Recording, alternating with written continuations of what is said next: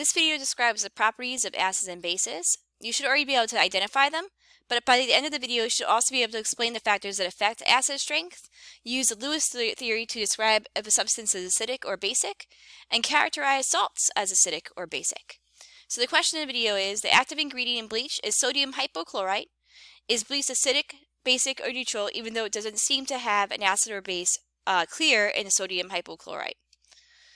So one of the factors that affect the strength is what grouping period it is. The more polar the substance, the bond is between the H and its neighboring element, for example HCl versus HF, or the weaker that bond or force is, the more acidic the compound is, because it will lose its hydrogen better if the bond is easier to break, right? So if you look at the picture on the top, as you go across the periods, they increase in acidic strength because you're starting with CH4, which is organic and has no properties. Then you have NH3, which is known as a weak base because it accepts hydrogen ions. Water, which can go either way and be protic, accepting or losing its hydrogens. And then HF, which is a weaker acid, even it's not strong, but at least it's an acid, right? Where it loses its hydrogens over time. So as the particles are getting more polar, the H in the neighboring element is becoming more different electronegativity. That neighboring element will take the electrons more of the time, which boots off the hydrogen ion. Similar happens in period 3 as you go across. It's becoming more acidic because it went from SiH4, which is similar to CH4, no properties, pH3, which is a weak base similar to ammonia, H2S, which is a weaker acid than water. It can lose its hydrogens, but it won't gain any hydrogens. And then HCl, which is a strong acid, one of the ones we mentioned, because H and Cl are polar, but not polar enough to have hydrogen bonds. HF stayed together, remember? So HCl is polar, and it's a weaker bond for that. The chlorine gains the electrons, and the hydrogen pops off. You also see the increasing strength as you go down from HF to HCl, because HF has hydrogen bonds, so it's an exception to the rule. Another thing that affects the acid strength is oxyacids. If the oxygen is attached to a hydrogen, the hydrogen will pop off the oxygen pretty well if that oxygen is also attached to something very electronegative. So again, this kind of has to do with the polarity of it. In the first example you see, the chlorine has more electronegative than the second example where iodine is there. So if you look at the Ka on the right, the HOCl is a stronger acid because it has a higher Ka. It's still weak, but it's stronger because the chlorine is more electronegative. It pulls electrons of oxygen towards it, and so it's almost like oxygen's being bullied by chloride, right? The chlorine's pulling electrons towards it, so then oxygen pulls its electrons away from hydrogen even more, allowing the hydrogen to pop off. In the second example, this is a weaker acid, thus the smaller Ka. The iodine does not pull as much, so therefore the oxygen does not pull as much of the electrons towards them. Another factor is how many oxygens there are. So the more oxygens there are, the more electronegativity those oxygens have combined that pull electrons towards them more often, and the hydrogens will leave because they won't see their electrons. So if you look at the examples, hypochlorous acid is a weak acid. It only had one oxygen. In Ka for chlorous acid, it has two oxygens. The pull is much stronger because there's more electronegative elements towards the right, and so the Ka is a little higher. Chloric is a pretty strong acid. The O's all around the chlorines, all those oxygens and the chlorine all pull electrons towards them.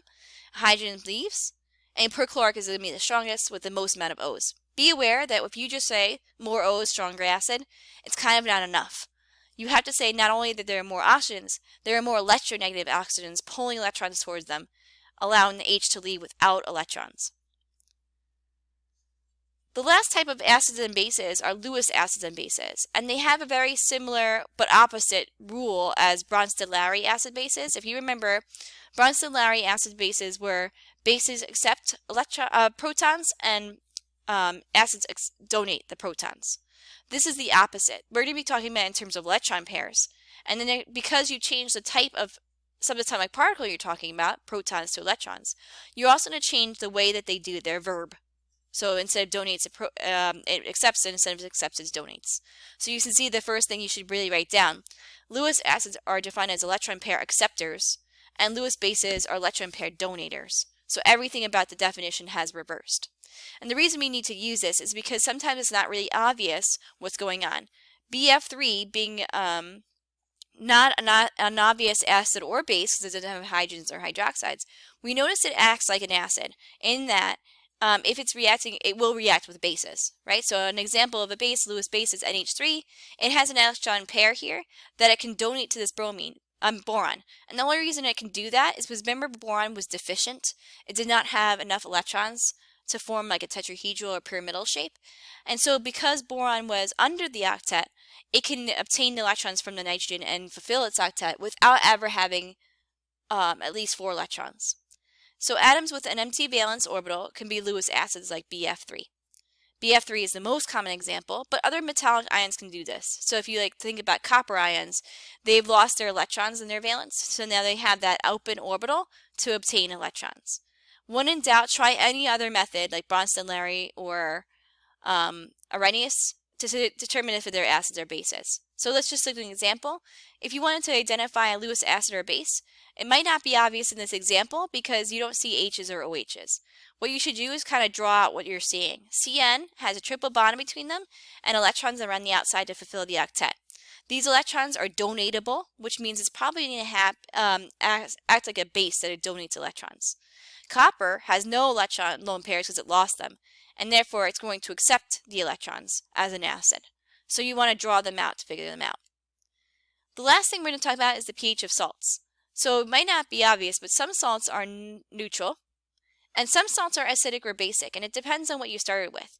So in the first example, I have sodium hydroxide with hydrochloric. Both of those are strong acids and bases.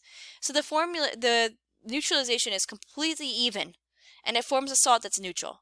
So anytime you have a strong acid and a strong base, you form a neutral salt. But in the event that you work with a weak acid and a strong base, it's going to make a salt still, but the salt will have leftover basic ions in them because the base was stronger than the acid. So you'll have a basic salt that's pH is a little higher than 7.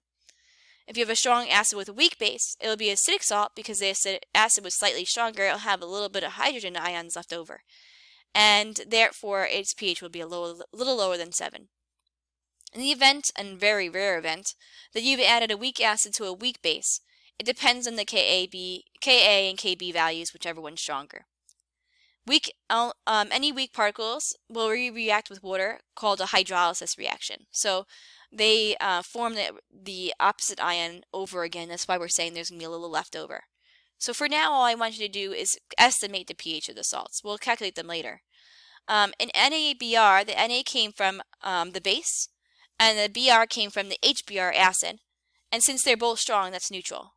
What you'll notice is every time we do these, the first ion came from the base, and the second ion came from the acid. Because the first ion's positive, it has to be linked with a hydroxyl group, minus. And the second ion's negative, it needs to be linked with a positive, H+. And so therefore, you can, after you've linked on the appropriate ion, you can tell me which one's stronger. Lithium hydroxide stronger, base. H2CO3 is a weaker acid, so we need to know that that means the basic part will win in the war. Be aware that you need to know your strong acids and bases in order to do this. So for KF, it's KOH and HF, and therefore, since KOH is a strong base, we're with a weak acid, this is basic. I don't know why it says acidic.